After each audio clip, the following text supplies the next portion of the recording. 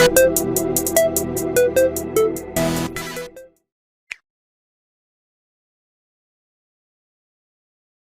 is wrong with some people? How can you possibly justify beating a person who's in a wheelchair to death? Well, that's exactly what Daniel Sharples did. The media describes Daniel Sharples as a martial artist thug who had experience in boxing and kickboxing. But to be honest, all that's irrelevant.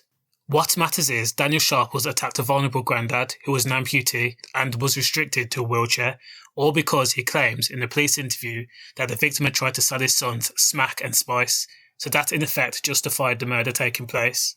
In fact, Sharples was so blasé about the whole situation that he went a step further and said, "I'm glad I did it, and I'll do it again." Now, the biggest irony to this case is Sharples' sons told police that they had never taken drugs or even been given them by vulnerable granddad, Mr. Miles. In fact, the sons had never even met the guy. It could be possible that the sons are lying, and even if they were, it doesn't warrant killing a man over it. The other plausible scenario is Daniel Sharples, who was actually drinking heavily and taking drugs himself, went out looking for an easy target and wanted to force his dominance on a victim, anyone.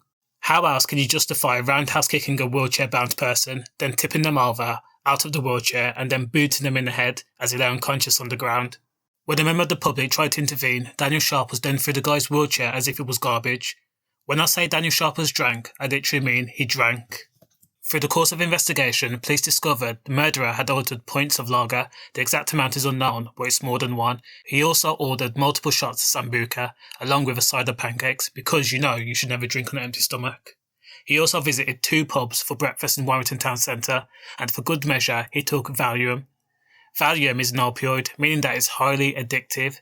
Some of the side effects include confusion, paranoia, literally feeling as though other people can hear your thoughts, hyper-excitability, and nightmares, to name a few. So imagine having side effects while you're drinking. You literally aren't going to be in the right frame of mind.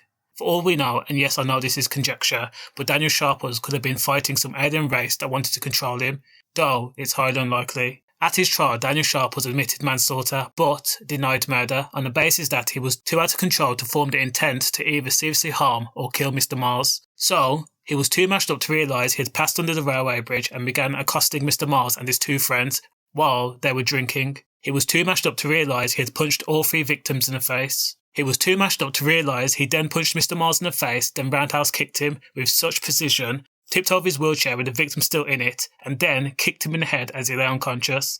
And then again, when a member of the public intervened, he was too mashed up to realise he pushed the do-gooder aside and tossed the victim's wheelchair aside. Also, the icing on the cake is, he was too mashed up to realise he evaded police and hid out for a while.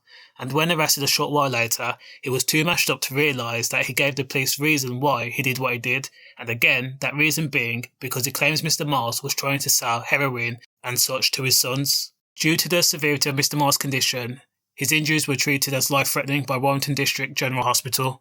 In order to give him the best chance of survival, Mr. Miles was placed in an induced coma and transferred to intensive care. Unfortunately, he died 3 weeks later. A post-mortem concluded that his death was a result of significant facial injuries consistent with the violent attack. He also suffered multiple organ failure. Despite Daniel Sharples' claim of diminished responsibility, the jury found him guilty of murder. Mr. Miles' son and daughter issued a statement after the guilty verdict saying, "What Sharples did on the afternoon of October last year will live with us forever. That day, Sharples set out to kill, and our dad was unfortunately caught in the crossfire. It goes without saying that Sharples' actions were those of a vile bully. We will never forget the funny, bubbly, caring man our dad once was. We as a family would like to thank all the witnesses who came forward and those who tried to help our dad that day."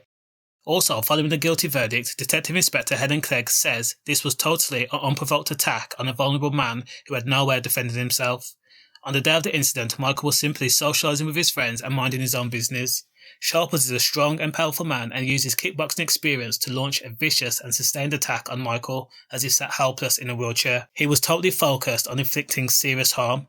Throughout the investigation, Sharples has never shown any remorse. Instead, he attempted to place the blame on Michael, claiming that he had sold drugs to his son, claims that were totally unsubstantiated. He went on to claim he had taken Valium prior to the attack and was unable to control himself, and had no recollection of what happened, which is also a big lie. Daniel Sharples from Warrington was remanded in custody and is due to be sentenced on October 27th. Judge Thomas Teague QC said he would have to consider the minimum term for his inevitable life sentence. Condolences to Michael Mars' family. Safe.